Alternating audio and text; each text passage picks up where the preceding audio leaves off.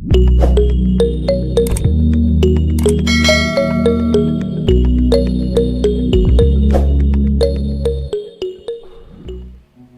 assalamualaikum warahmatullahi wabarakatuh. Gimana kabar kalian semua? Oke, untuk mengawali pelajaran kali ini, alangkah baiknya kita berdoa semoga pembelajaran kali membawa barokah. Berdoa mulai. Berdoa selesai. Oke, pelajaran kali ini kita belajar tentang interaksi antar perangkat keras, perangkat lunak, dan pengguna. Saya yakin hampir 50% lebih kalian sudah paham ya tentang komputer, bahkan isi-isinya. Jadi saya akan memperkenalkan secara umum saja ya biar lebih cepat. Nanti kalau ada pertanyaan bisa di kolom komentar atau waktu kita PTM minggu depan. Oke, lanjut. Jadi secara definisi, perangkat keras merupakan suatu alat atau perangkat yang punya fungsi untuk melakukan proses masukan data, proses pengolahan data, dan keluaran. Dapat diartikan sebagai perangkat yang dapat diraba atau yang bisa dipegang kasarannya ya. Jadi masuk ke perangkat keras. Oke. Dalam diagram pengolahan data komputer ada 3 secara umum atau 4 juga. Secara khusus, yang pertama perangkat masukan, perangkat pemrosesan, perangkat keluaran, dan media penyimpanan. Ya, ini siklus yang ada di komputer. Saya akan mengenalkan secara umum saja, saya yakin juga kalian sudah tahu kan. Sudah ya masa-masa anak-anak milenial masa nggak ada yang tahu. Wong kadang sekarang itu guru sama murid kalau masalah TIK ada yang lebih paham dan lebih pinter untuk masalah komputer. Oke, saya jelaskan secara singkat perangkat masukan.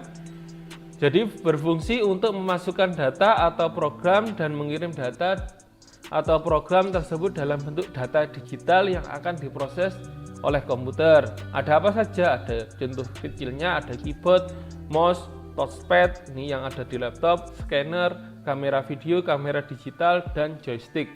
Nah, ini kayak kalau lagi live streaming ya, jadi ada masukan langsung. Oke, banyak juga yang lain contohnya, cuma ini secara umum saja ya. Lanjut, yang pertama keyboard. Ya, ini bentuknya keyboard, saya yakin kalian sudah tahu bentuknya keyboard. Jadi keyboard itu ada keyboard yang USB, ada yang PS2. Kalau ini bentuknya jack, kalau yang sekarang itu Bluetooth, tambahan sudah Bluetooth untuk kebanyakan keyboard. Lanjut, mouse. Nah, kalian sudah tahu kan, mouse klik kiri, klik kanan, scroll lock. Oke, terus scanner, fungsinya ini untuk men-scan foto, scan dokumen yang bentuknya fisik, di-scan untuk menjadikan digital. Kan sekarang juga banyak printer yang sudah ada include sama scanner ya. Oke, lanjut. Nah, masuk ke perangkat pemrosesan.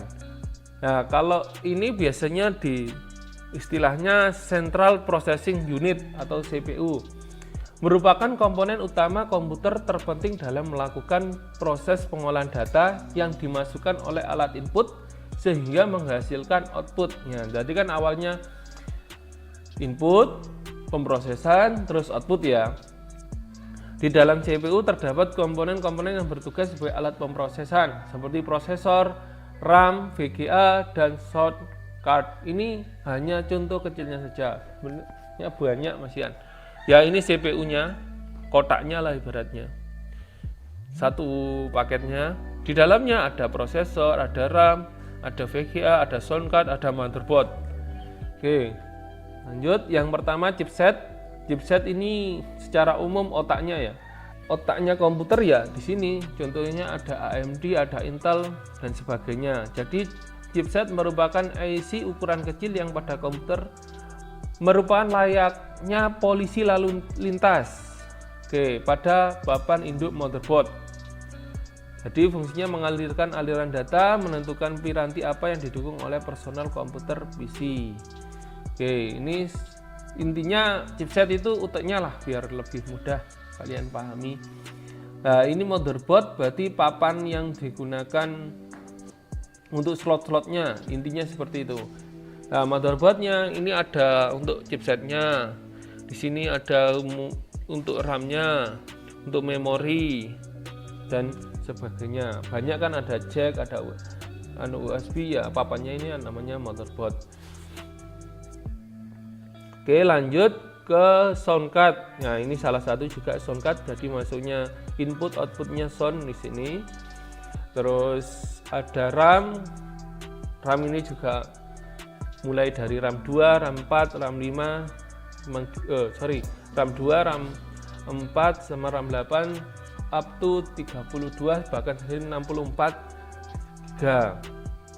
Jadi fungsinya buat lalu lintas penyimpanan jangka pendek, sehingga komputer tidak perlu selalu mengakses harddisk untuk mencari data. Jadi data sementara masih disimpan di sini. Jadi makin besar memori RAM-nya, makin cepat komputer kalian. Yang tetap harus diimbangi dengan chipset tadi uteknya biar lebih jos lah ibaratnya. Jadi kalau contoh chipsetnya uteknya masih jadul tapi RAM-nya tinggi juga musproh, kalau nggak seimbang. Oke, lanjut. VGA fungsinya apa? Untuk memberikan resolusi warna sebagai memproses menampilkan gambar ke monitor. Ini bentuknya VGA. Terus lanjut, ini ada perangkat keluaran. Jadi setelah di input, diproses dan dikeluarkan. Bentuknya apa? Bentuknya monitor, printer, dan speaker.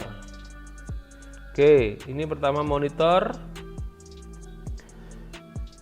Jadi tugasnya menampilkan gambar dari CPU yang telah diproses dahulu oleh AGP, Acceleration Graphic Card, ya tadi, atau VGA tadi ya. Jenisnya apa saja monitor? Ada yang cembung ini, ada yang LCD ya.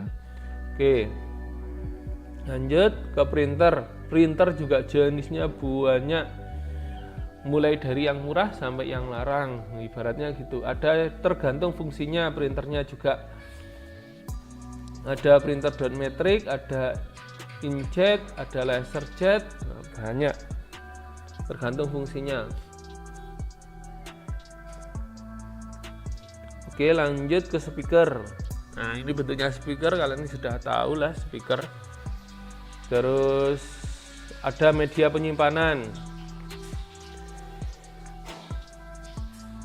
Jadi fungsinya untuk menyimpan data yang telah diolah dari perangkat atau proses. Alat ini menjadi 3 media penyimpanan, yaitu media magnetik, optik, dan elektronik.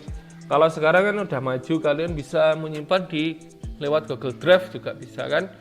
Bahkan jarang kalian menggunakan flash disk, langsung kirim ke WA biasanya atau Google Drive. Jadi di zaman saya itu masih ada disket waktu SMP dulu. Kalau sekarang ada hard disk. Hard disk itu di dalam komputer, ada yang hard disk eksternal juga untuk di luar, CD atau DVD ROM, memory card, dan flash disk. Nah, ini hard disk, ini hard disk internal, ini hard disk eksternal. Fungsinya untuk menyimpan kapasitas besar.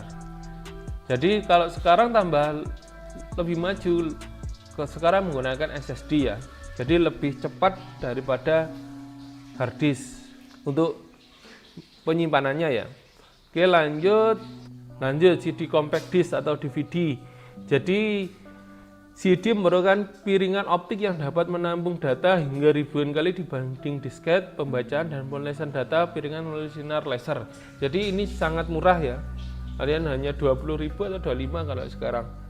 Ini bisa kalian hapus buat penyimpanan. Data apapun juga bisa masukkan sini. Oke. Flash disk. Kalian harus punya ini, flash disk penting. Biar lebih ringkas untuk penyimpanan file atau dokumen dan sebagainya. Kalian sudah tahu lah flash disk.